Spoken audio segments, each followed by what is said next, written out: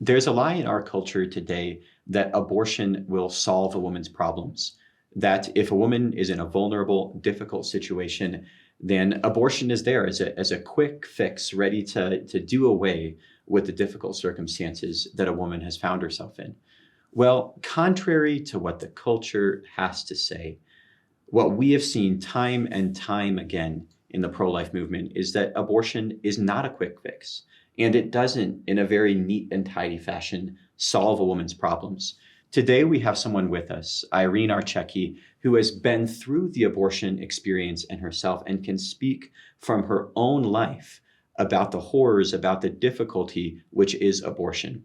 To kick things off, Irene, thank you for being here. We really appreciate it. I'd like to, just ask a really simple question to get us started. Where did you find yourself before you had an abortion? What was your life like, and what were the circumstances that led to your abortion? I was raising 6 daughters. I was 24 years old. 6 daughters and 24. One day I was too tired to go to Mass.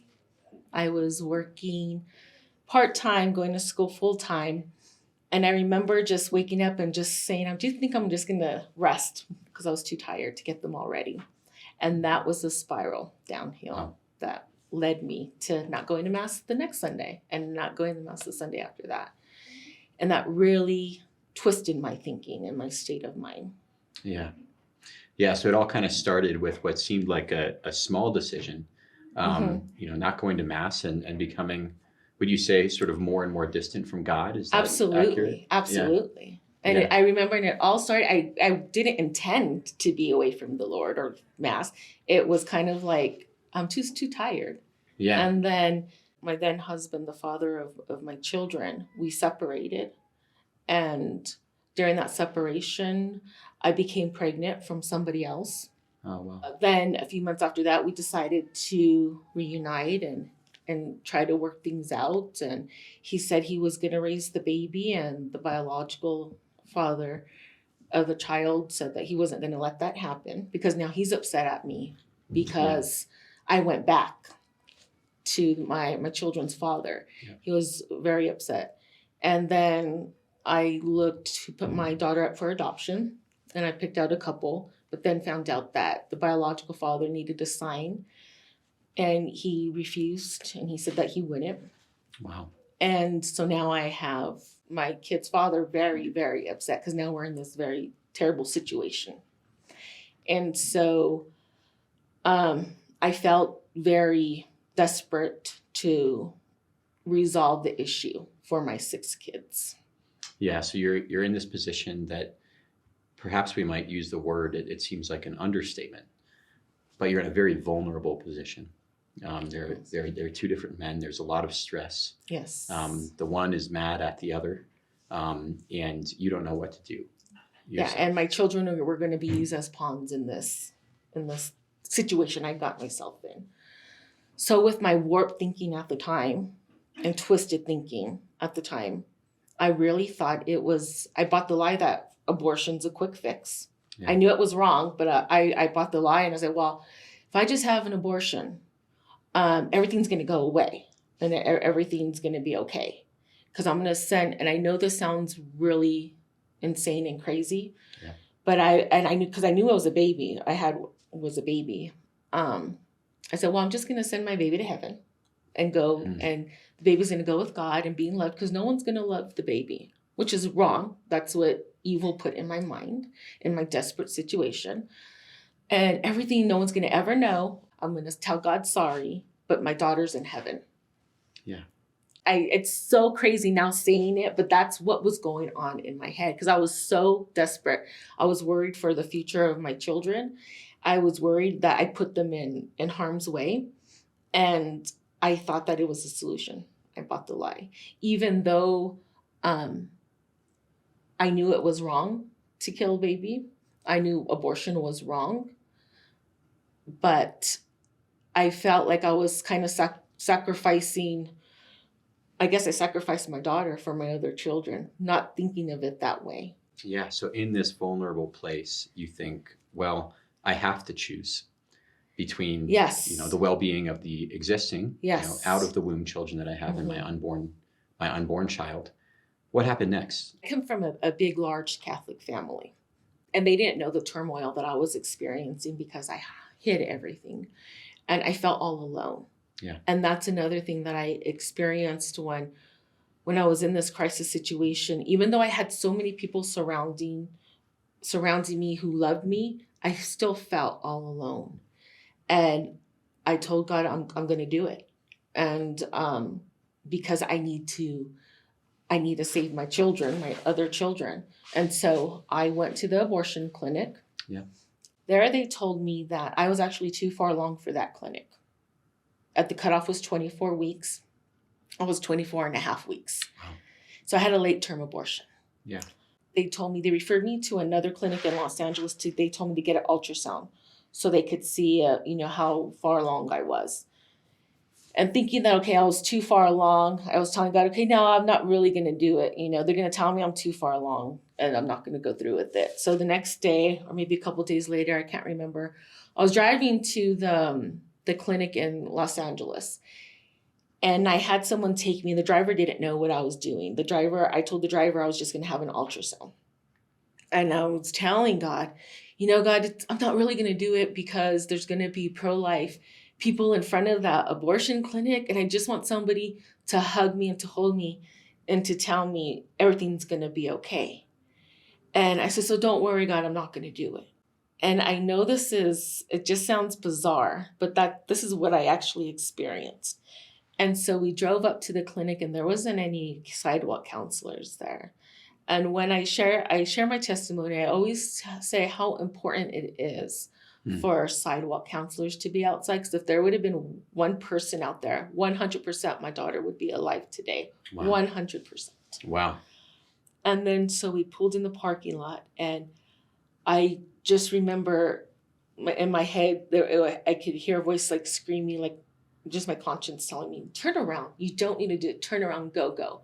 But another side of me was saying, I have to for my kid. This is going to fix everything. I have to for my kids. This is going to fix everything. Yeah. The problem will go away. Yes, Yeah. The problem's going to go away. I have to. And then also, even though I told you I was from a Catholic family, so I knew abortion was wrong, but at the same time, it's legal. Yeah. So I'm like, well, maybe my mom doesn't know best. Maybe she does have it all wrong. Maybe, maybe it is okay. Because when you think something's legal, you think it's okay. You think, well, laws are there to protect us. But, so that's what I was thinking at the time. And I walked into the abortion clinic and immediately I felt like I was part of a herd. Wow. There was women lining on the walls. Every seat was taken. I began sobbing. It felt like there was a dollar sign on my face and a number on my back. That's the way you're treated. That's the way they treated me. I couldn't engage in simple conversation because I'm just bawling. And I did remember them saying like, sign here. And I was so distraught that one person did ask me, are you being forced to do this? And I did say no. But that was pretty much it. And so they put me in a gown and they put me in this other room where there's a bunch of women in gowns. I was the only one pretty much kind of just sobbing and I was rubbing my stomach because remember, I'm 6 months pregnant. I could feel my daughter kicking. I'm just saying, don't worry, you're going to go to heaven soon. You're going to be with God. It's going to be all over. I get to save my children. Everything's going to, that's what I'm thinking. This is the solution. They called my name. They put me in a back room and they laid me down on a cold, narrow bed. And they laid me down and then remember the assistant told the abortionist, look at her eyes. There's so much fear in her eyes. And so the abortionist came, she stood over me and she goes, is this your first abortion? And I said, yes, it is. And tears were just running down my eyes. And she goes, don't worry, it's no big deal. That's what she told me. It's no big deal. I'll never forget those words. And that's the biggest lie I've ever heard in my life. Don't worry, it's no big deal. She then, and I'm in this room no more than 5 minutes, probably, maybe 5 minutes. And she injected my stomach with the chemical. As soon as she did that, I could feel my daughter and she was just like twisting and turning and kicking and punching. And it was at that moment when I woke up. I felt like I was in like a dark cloud. But when I felt her fight for her life, and I didn't know she could feel pain. I had no idea she could feel pain. When I felt her fight for her life, it was like I woke up and I was like, oh my gosh, what am I doing? Like, I should be protecting her, not killing her. And so they put me to another room. Now, in this room, there were multiple like gurney beds. Most of them I looked at were crying, and not loud, but I could see the tears just coming from their eyes as mine. And nobody said a word. And that was the first step of the late term abortion.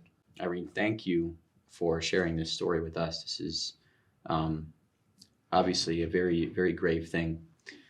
But you enter the abortion clinic thinking this will solve all of my problems. Yeah. This will make the difficulties go away. Well, that's what society tells women. That's right. Yeah, is that if you make this choice, Mm-hmm. Then all of your problems will disappear. Yep. Your experience having the abortion, at least thus far, doesn't seem to support that narrative. Absolutely not. It was the most traumatic and horrific experience of my entire life. Wow. And I am not the only one. Wow. You said that was sort of the first step. Now, what were the other steps? What happened next? So when you have a late term abortion, it's a multi-day procedure. The first day they inject you with a chemical. They try to put something in your cervix to open it because the babies are big. Yeah. At this point. So I was supposed to come back the next day so they could check on me, and I didn't. As soon as I left at that clinic, I had my driver, and my driver didn't know what was going on, but she could see from the look on my face. She goes, what happened? What did you do in there? And I said, nothing. And I had her drop me off at my mom's house. And I just went in the house, and I told my mother what I did. And I said, I want to try to save the baby. And she rushed me to the local labor and delivery hospital. They hooked me up to the monitor, and they initially said that my daughter was fine. Her heartbeat was great. We heard a strong heartbeat over the monitor. But a couple hours later, they said that the doctor came in and said that he consulted a specialist, and what they gave me would deteriorate my daughter's heart. And so they actually encouraged me to go back to the abortion clinic to finish the abortion because it was easier. Well, I completely refused, and I said, there's no way I am going back to that abortion clinic. And so he said, okay, come tomorrow, and they'll hook me up to see how the baby's doing. And I did, and my daughter passed. She didn't have a heartbeat. And that was very devastating because not only did I have a child die, I killed my own daughter. And that is, I can't even explain to you how traumatic that is for me. Wow. I can only imagine, Irene, the difficulty that you now feel. And I admire your courage for being willing to speak out on these things. So you have the abortion, like you just said, they're searching for a heartbeat. They don't find a heartbeat, and that's utterly devastating, as I can imagine. Now, what happens after that point? They told me that they would have to induce my labor. And they did warn me, and they said, your daughter might not come out completely whole because she's 24 weeks. She might lose a limb or something on the way when I deliver her. And I said, okay. But after they induced me, and after 7 hours of labor, I gave birth to a beautiful, beautiful, she was so beautiful, baby. And she was just like, she looked just like the rest of my kids. But the newborn baby, she was just smaller, the size of my hand. And I remember when she came out, they put her on my chest, like the way they put newborn babies. And I mean, now that I think about it, it must have been very traumatic for the medical staff as well, because they're used to delivering babies, not dealing with abortion, because they're labor and delivery. Yeah, I'm sure everybody was affected. Yeah. And I spent some time with my daughter. I played with her little hands and her fingers. And I remember grabbing each of her little baby toes, and I wrapped her up like the way you do newborn babies. And I held her, and my parents got to hold her and spend time with her.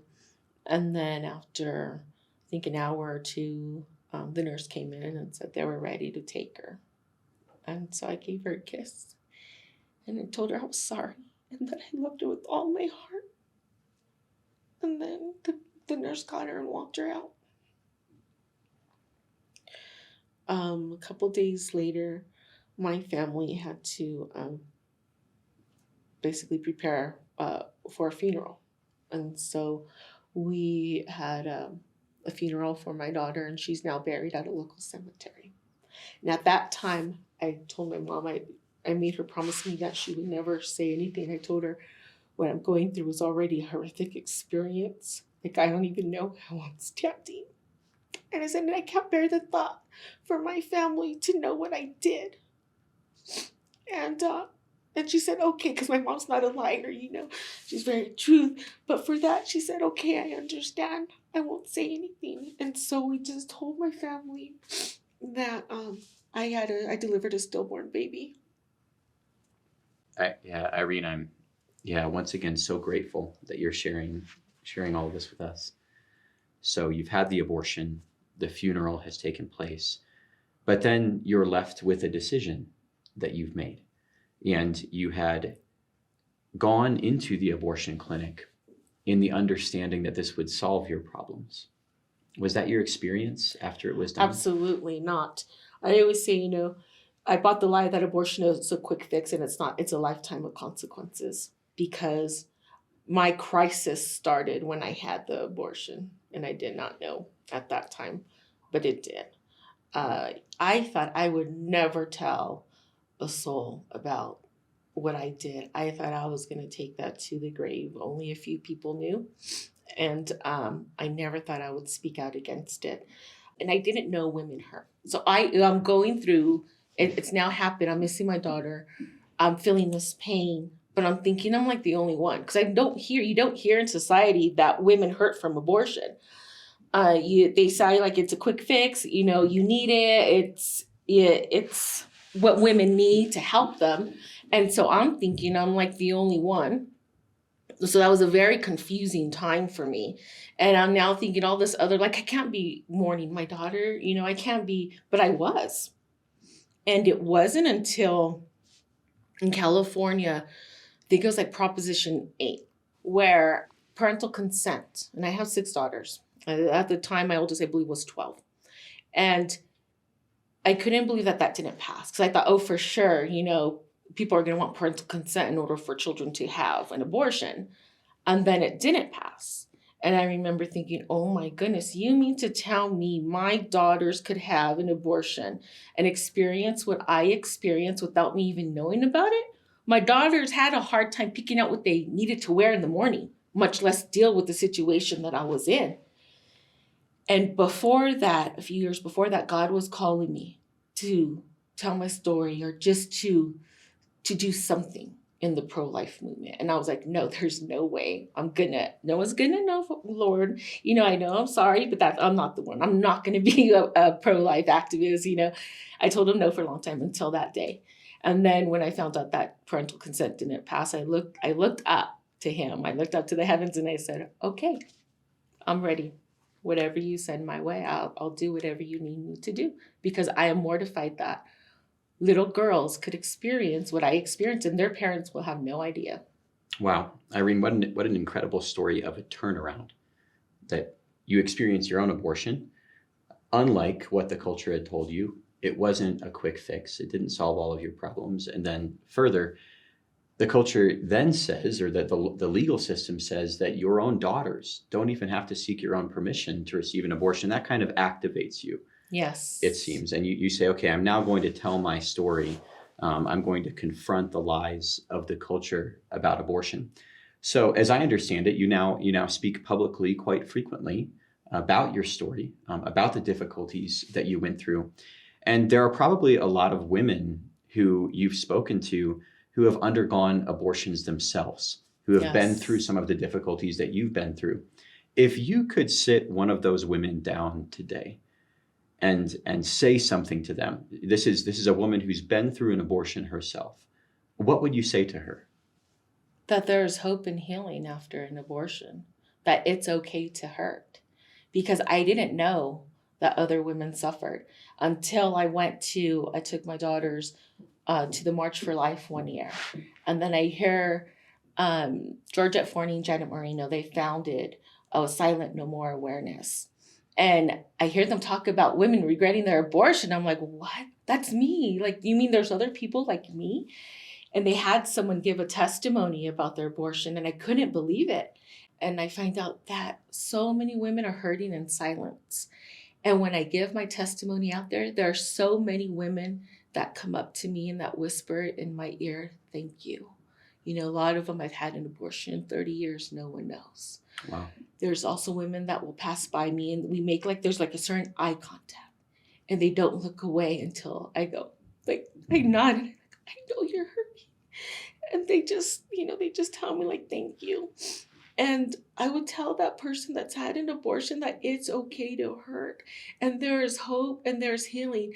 I am completely healed. And although I cry, the pain never goes away because I did lose a daughter.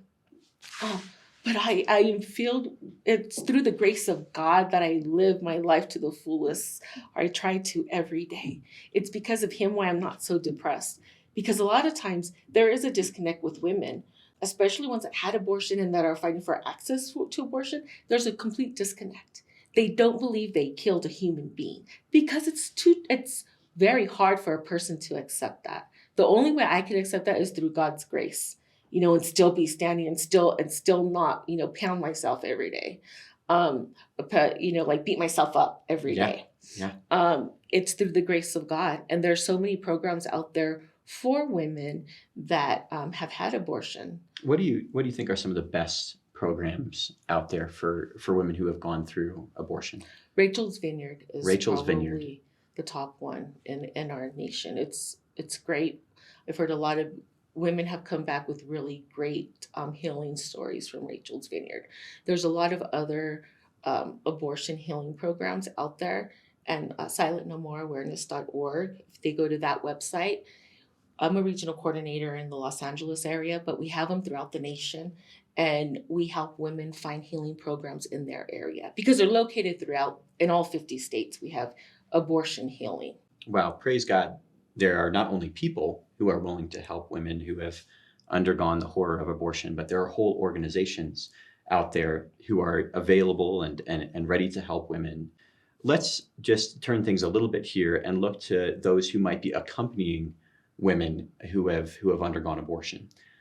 So let's just say you have a young woman, she's undergone abortion, and what would you have to say to the friends, to the siblings, to the parents of those who have undergone abortion? Any words for them? I think it's important for them to tell their loved one that it's okay to hurt, because I think that's a big thing, because we don't hear that it's okay to hurt. We don't hear that women hurt after their abortion. And I think that's the first step. And have patience and listen to them, because there's a whole range of reactions from women that have had an abortion, and it's a very sensitive issue. But if they plant that seed that it's okay to hurt, meaning, well, people do hurt after abortion, and there's help and there's healing. Depending on the person, I guess you would have to have patience and pray for that person. Not only do we need to enact laws, not only do we need to build and support crisis pregnancy centers, we also need to journey with those who have been hurt by the horror of abortion. And Irene, you are such a perfect example for us of what the Lord can do in somebody's heart and in somebody's life, rebuilding their life and their heart after the difficult thing, which is abortion. So thank you for speaking with us today and for all that you do to build a culture of life. Thank you. God bless you all.